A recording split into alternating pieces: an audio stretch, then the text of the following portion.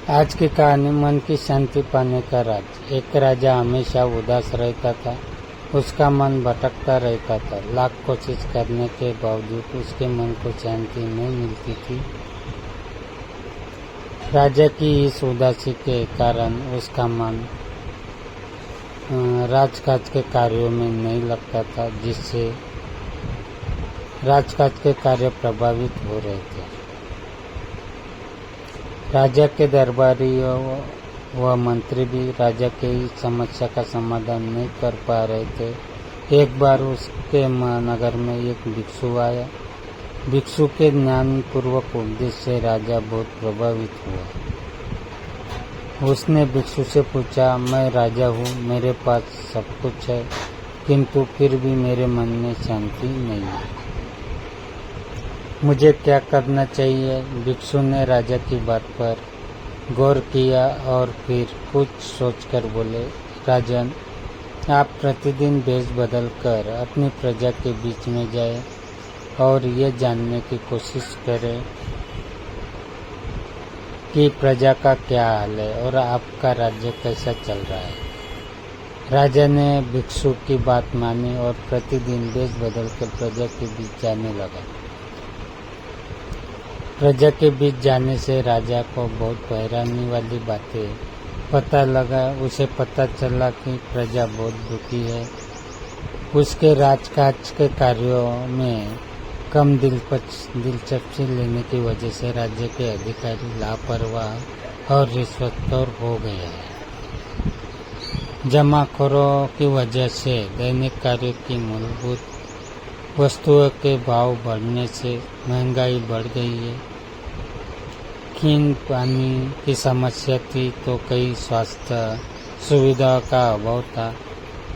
धनी लोग तथा राजा के रिश्वतखोर अधिकारी मिलीभगत से राज्य की संपदा लूट रहे थे। गरीब व्यक्ति और गरीब होता जा रहा था। प्रजा में राजा के प्रति आक्रोश बढ़ता जा रहा था। किसी भी वक्त प्रजा राजा के खिलाफ विद्रोह कर सकती थी। ये सब जानकर राजा तुरंत सब कुछ भूलकर राजकाज के कार्यों में जुट गया। रिश्वतखोर अधिकारियों को गिरफ्तार कर जेल में डाल दिया।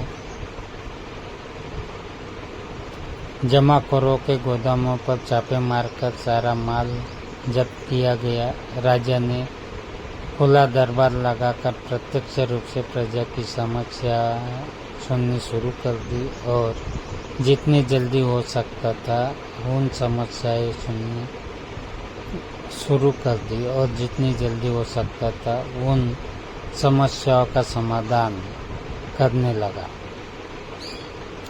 प्रजा के मन में राजा के प्रति सम्मान बढ़ने लगा। कुछ दिनों बाद भिक्षु राजा से मिला और पूछा, राजन, आपको कुछ शांति प्राप्त हुई? राजा बोले, मुझे पूर्ण रूप से शांति तो नहीं मिली, किंतु जब से मैंने अपनी प्रजा के दुखों के बारे में जाना है, मैं उनके दुख निवारण में लगा हूँ। इससे मेरे मन को थोड़ी थोड़ी शांति मिल रही है। तब भिक्षु ने समझाया, राजन अपनी शांति के मार्ग को खोज लिया है, उस पर आगे बढ़ते जाए। एक राजा तभी प्रसन्न रह सकता है जब उसकी प्रजा सुखी हो। इस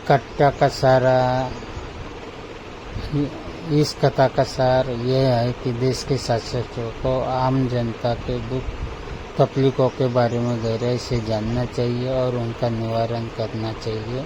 अगर आम जनता सुखी होगी तो देश के शासक भी सच्चा सुख अनुभव कर सकेंगे और देश की तरक्की की राह पर चले।